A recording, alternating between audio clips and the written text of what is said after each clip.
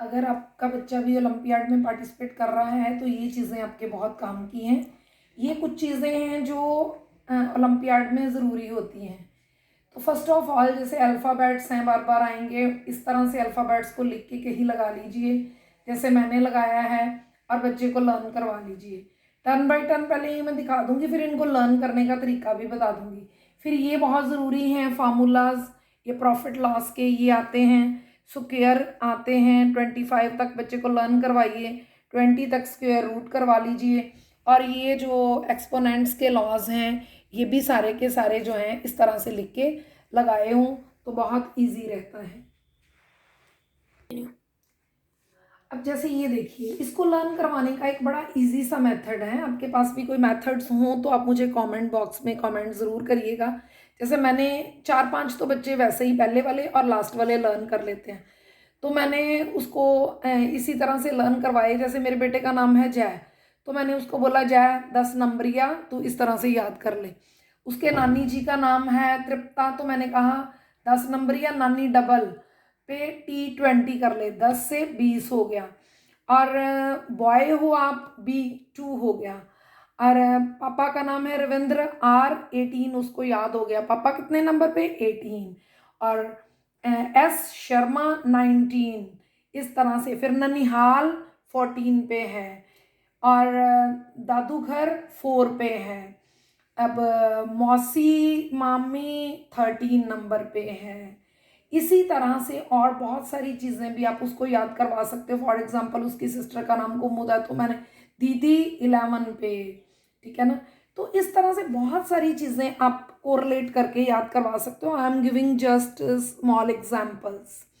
उसके बाद ये फार्मूलाज तो आपको पता ही है, चैप्टर्स में बच्चों ने किए होते हैं, लगभग लर्न किए होते हैं।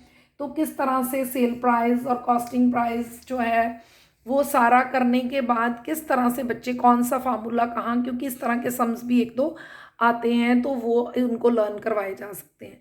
उसके बाद मैंने किया था ये डेट वाइज के थोड़े थोड़े 8-8, 10-10 इसको मैं क्यूब्स और स्क्वायर रूट याद करवाऊंगी।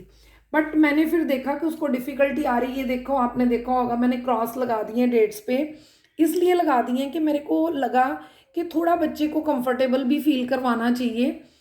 तो मैंने उसको बोला तू सारे स्क्वायर याद कर ले, क्यूब रहने दे।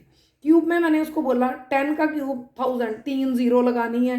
एंड 20 है तो 2 2 2 8 और 3 0 लगा दे ये। और एक ये बड़ा इजी होता है 11 का, 1 का भी आता ही होता है बच्चों को, 1 2 3 4 इतने 4-5 तो आ ही जाते हैं हर बच्चे को। तो 11 का जैसे ही ऊपर 3 है तो पहला और लास्ट 1 1, और 3 है ना तो 2 टाइम्स बीच में 3 3। इसी तरह से ये स्क्वायर है तो स्क्वायर 2 बीच में और दोनों 1 1 साइड पे। इस तरह से करके थोड़े से कुछ ट्रैकी वे से कुछ क्रैमिंग करके ये मैंने उसको याद करवा दिए सारे के सारे। और मैंने बोला अगर क्यूब आएगा तो आप ऐसे करना, स्क्वायर तो आपको आता ही है। फॉर एग्जांपल 19 का क्यूब आया, 19 का स्क्वायर तेरे को आता है ना, इसको फटाफट 19 से जो है इसके स्क्वायर को मल्टीप्लाई कर लेना।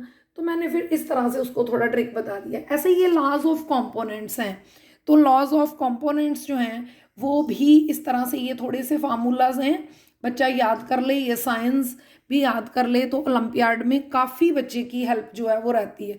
तो ये थोड़ा सा मैंने रूम में ही दरवाजे पे लगा के रखा था, निकलते आते बच्चा देखता रहे। ये मेरी एक छोटी सी एफर्ट थी जो मैंने किया अपने बच्चे के साथ। मुझे लगा कि जो जो पेरेंट्स ओलंपियाड की प्रिपरेशन करवा रहे हैं या टीचर्स करवा रहे हैं उनको इसमें से कुछ हेल्प मिलेगी। अगर आपको इस ज्ञान पिटारा चैनल के माध्यम से कुछ भी इसमें से अच्छा लगा हो या आप कुछ और सुजेशंस देना चाहते हो तो मैं कमेंट बॉक्स में आपके मैसेजेस का ज़रूर वेट करूँगी। Thank you. फिर मिलते हैं जल्द एक और अच्छी वीडियो के साथ। Thank you.